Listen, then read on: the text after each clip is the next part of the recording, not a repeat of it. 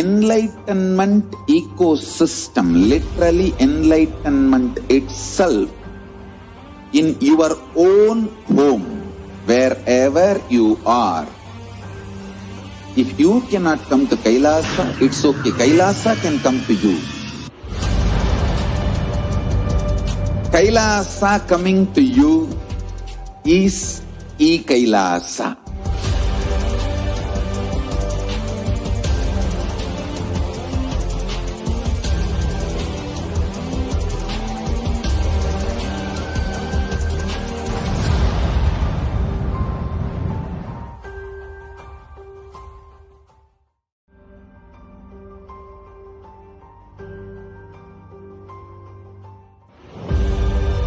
What I mean by the word Kailasa, listen intensely. Enlightenment ecosystem, literally enlightenment itself, in your own home, wherever you are. If you cannot come to Kailasa, it's okay. Kailasa can come to you. Kailasa coming to you is Kailasa.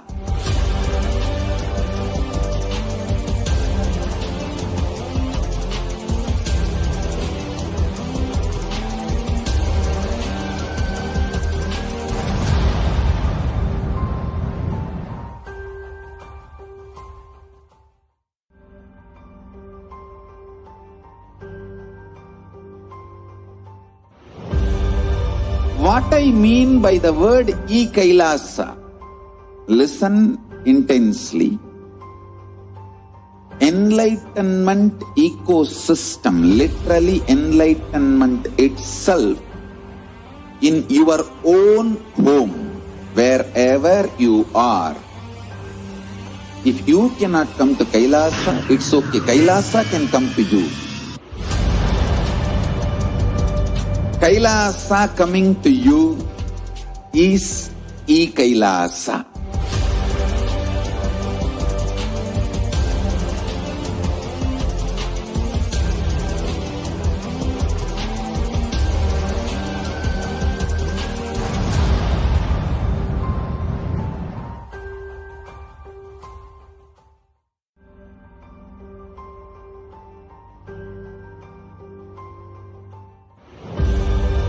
What I mean by the word Kailasa, listen intensely.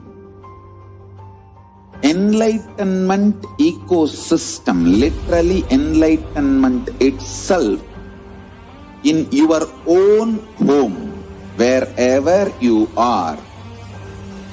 If you cannot come to Kailasa, it's okay. Kailasa can come to you.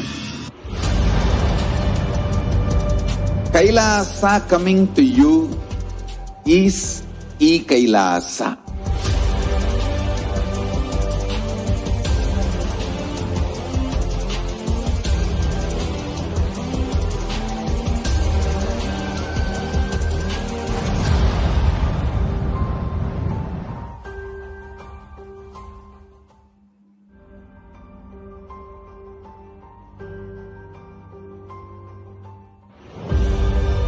What I mean by the word Kailasa, listen intensely. Enlightenment ecosystem, literally enlightenment itself, in your own home, wherever you are. If you cannot come to Kailasa, it's okay. Kailasa can come to you. Kailasa coming to you is Kailasa.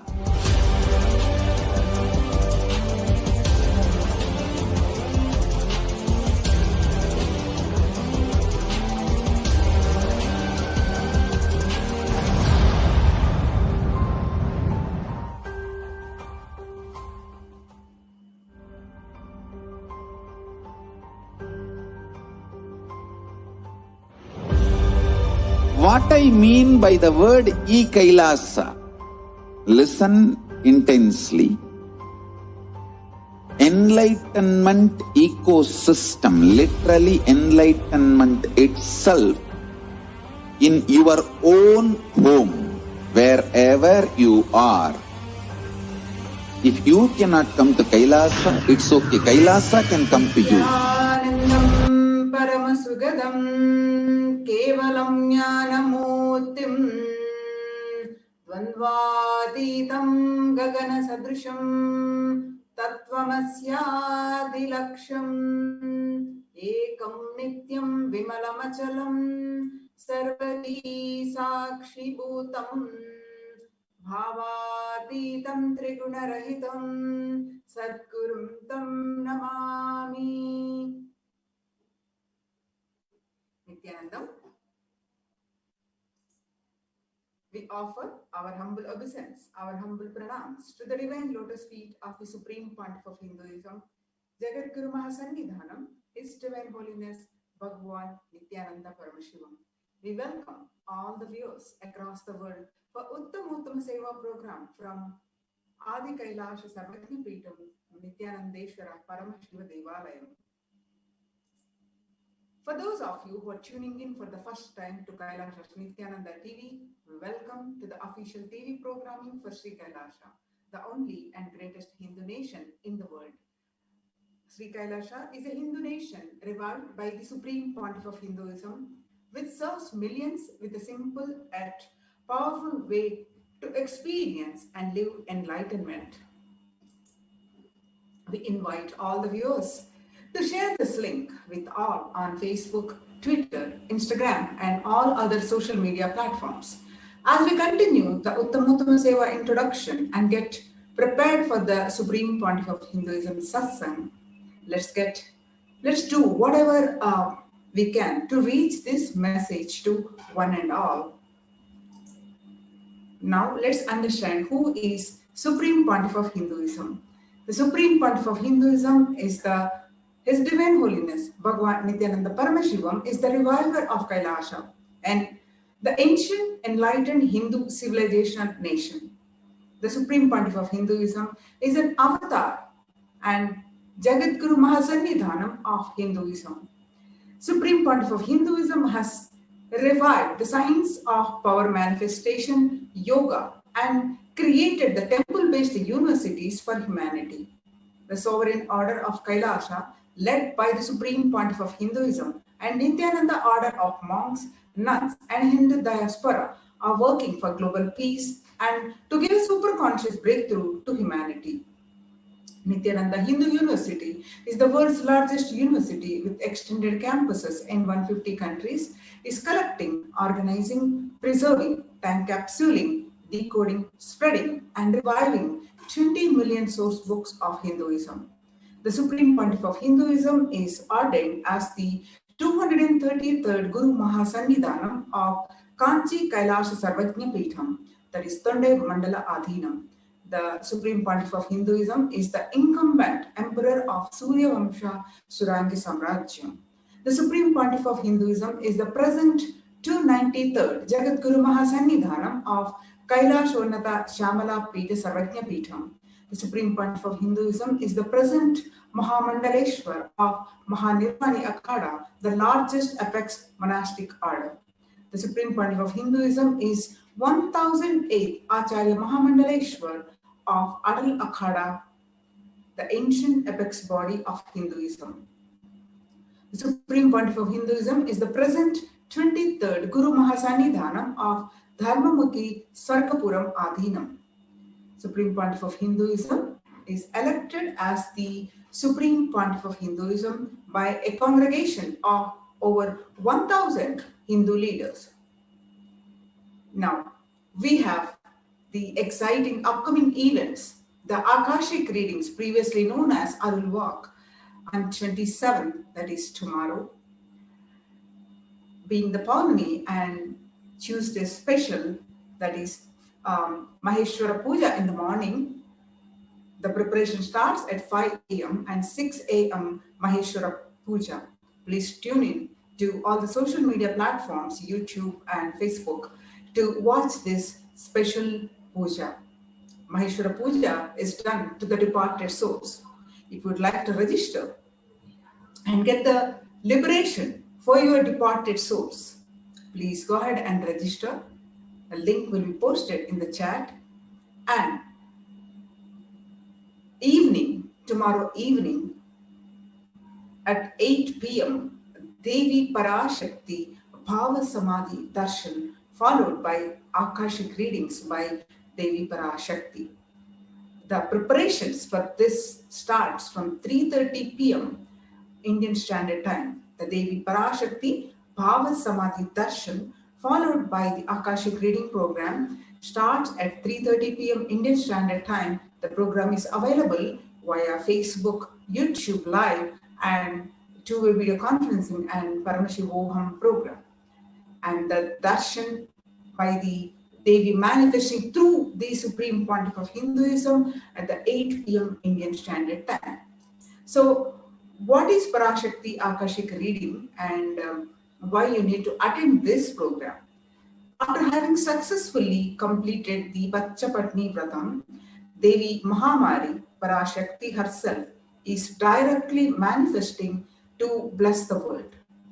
Why you should be part and enrich others to join. You and your loved ones get a chance to ask any one of the questions, which could be personal, professional, social, global, anything, to Devi Parashakti. Parashakti herself, who is going to be manifesting through the Supreme Pontiff of Hinduism at that time, read the solution from the cosmic archives. You can post your question during the program live on YouTube and Facebook.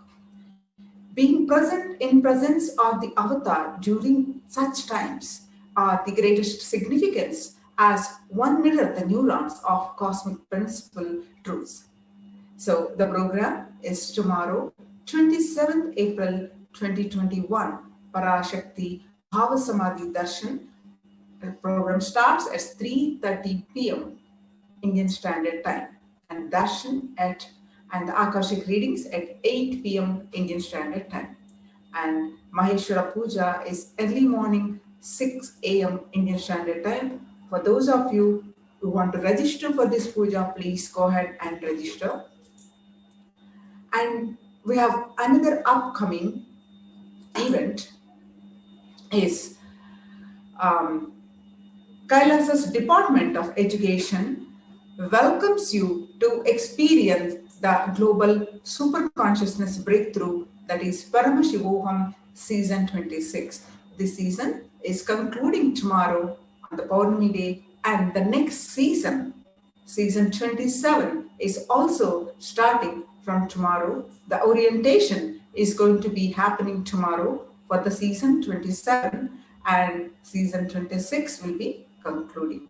So you can go ahead and register for season 27 of Paramashivoham program.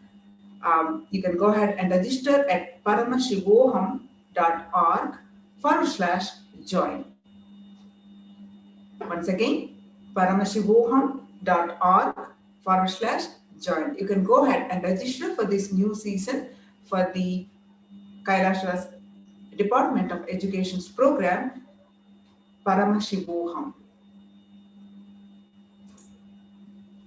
Paramashivoham program, you will get the breakthroughs in super consciousness, and you will not only that, you will achieve the health, wealth, and you can manifest what you want in your life. Now, today we are offering Uttamothama Seva to Bhagwan Paramashiva. The Uttamothama Seva is the intricate ritual, Vedic ritual, straight from the source, from the Agamas. The Uttamothama means the best of the best, and Seva is offering. The Uttamothama Seva is a ritual of offering the best of the best to Paramashiva. Whatever we offer during this Seva comes back to us millionfold and many millionfold. And Paramashiva is the source of everything, be it brains, be it knowledge and skill or people. He is the source of everything. So, Uttamothama Seva is an intricate ritual that is described by Paramashiva himself. So many offerings are there that come from the Vedic tradition, from the instruments to the offering of food that should be offered to Paramashiva. The various types of dance and the way it is danced, the Uttamothama Seva, is described by Paramashiva as the best of the best. During this Seva, we offer Abhishekam, Vastram, Gandham, Abharanam, Archanam, Dupam, Deepam, Naivedyam, Aratrikam, Deepopacharam, Pushpanjalim, Chaturvedam, Gruhyasuktam, Agamastotram, Darvadavedam, Natyam, Sangeetam, Vadyam, and Swasti Vachanam. The source of all these best things is Paramashiva, and he has given these to us, and offering them back at his feet is what we do during this Seva, and so that we experience the intense Shaktinipata and Advaita, the oneness with him. And as a result, we live the state and radiate the space and manifest the Shaktis of Paramashiva. And also, since it is Agama Vidhi, Paramashiva's instructions, we offer during this Seva. During the Seva, we offer the best of the food offered as Naivedyam, the best of movement a body can make offered as dance, Nitya Seva, the best of sound offered as music, Sangeeta Seva, and the best of consciousness offered as power manifestation, Shakti Avishkarana, the best that humanity can offer to Paramashiva as gratitude is offered in Uttamothama Seva. So once again, I would like to remind you of Paramashivoham, new season 27. Season 27 is starting tomorrow. You can go ahead and register to get a super consciousness breakthrough in your life, and you can also recommend this to all your friends and family. You can register at paramashivoham.org/join. So today we are offering Uttamothama Seva to Bhagwan Paramashiva, declaring you are Paramashiva is manifesting the state of Paramashiva, and blessed are those who are ready to cognize you are one with the whole existence, Paramashiva. Blessed are those who declare the truth to themselves and demand themselves to behave, think, live psychologically, physiologically, physically, consciously as Paramashiva with themselves. You are Paramashiva. Behave yourself, you are Paramashiva. Demand from yourself as you are Paramashiva. Think of yourself as you are Paramashiva. Your physiology, psychology, physical cognitions, experiences, expressions, demand everything to be Paramashiva. Demand everything to be Paramashiva. The Supreme Pontiff of Hinduism says that is what is manifesting the state of Paramashiva. Declaring yourself as Paramashiva. Yourself intensely demanding yourself to be Paramashiva. Be by yourself. That is what is manifesting the state of Paramashiva. The cognition, what is cognition? When I say powerful cognition, if you decide to tell yourself, cognize yourself, I am Paramashiva, that is most powerful cognition. If you decide to tell yourself, I am sick, and whatever you wanted to say, low inner image, then that becomes powerless cognition. The way you hold you, world, and others, everyone within you is cognition. How you are understanding yourself, how you are understanding others, how you are understanding God, how you are understanding this life is your cognition. Every powerful cognition you go through, you experience, you decide to consciously manifest, you raise your existence, the quality of your existence. The Supreme Pontiff of Hinduism says the quality of your existence, the doors of Kailasa is opening for all of you to live, manifest the state of Paramashiva, the space of Paramashiva, powers of Paramashiva and being of Paramashiva. The super consciousness of Paramashiva. The doors of Kailasa is open. Each of yourself becoming Paramashiva is Divya Sharira. You have two major components in you. One, super consciousness, another one, body. That is matter, means chit, that is consciousness, and jata, that is body or matter. Matter and consciousness, these two. Every particle of the matter which is manifested by the super consciousness and still in alignment with super consciousness, that part are called Divya Sharira in you. Every cell still continues to be in tune with Paramashiva. Every muscle, every part of your biology, internal organ or body, Jnanendriya or Karmendriya, still in tune with Paramashiva, comfortably with the powerful cognition, comfortably without any struggle, as a natural flow of life is Divya Sharira. Every cell which is ready to reverberate and radiate the powerful cognitions of Paramashiva is part of your Divya Sharira. Please understand, whichever part of you comfortably manifests the powerful cognition is your Divya Sharira. More and more powerful cognitions manifestation means more and more you are becoming Divya Sharira. If your hands can manifest the highest powerful cognition, you are Paramashiva, then your hands are becoming parts of the Divya Sharira. Your eyes can manifest the truth that you are Paramashiva, then your eyes have become part of Divya Sharira. Every cell in your body, if it can comfortably manifest powerful cognitions, it has become part of Divya Sharira. Pain does not exist. It is one of the powerful cognition because you are the soul, you are consciousness, you are Paramashiva. If your hand is fractured and it does not have pain, it means it is manifesting a natural flow, the powerful cognition, you are Paramashiva. Understand? You cannot act when there is a compound fracture. You can act as long as everything is well, but not when there is a compound fracture. Understand? It is a natural flow. If powerful cognitions naturally flow in your system, you are Divya Shariri. You become Divya Sharira. So today we are offering Uttamothama Seva to Bhagavan Paramashiva. Our Gurukul Balasans are offering this Seva, the Uttamothama Seva, to Bhagavan Paramashiva. Let's all stay tuned and receive the blessings of Bhagavan Paramashiva and the Supreme Pontiff of Hinduism, Jagadguru Mahasannidhanam, His Divine Holiness, Bhagavan Nithyananda Paramashivam. Let's get the blessings of Paramashiva himself, the Supreme Pontiff of Hinduism.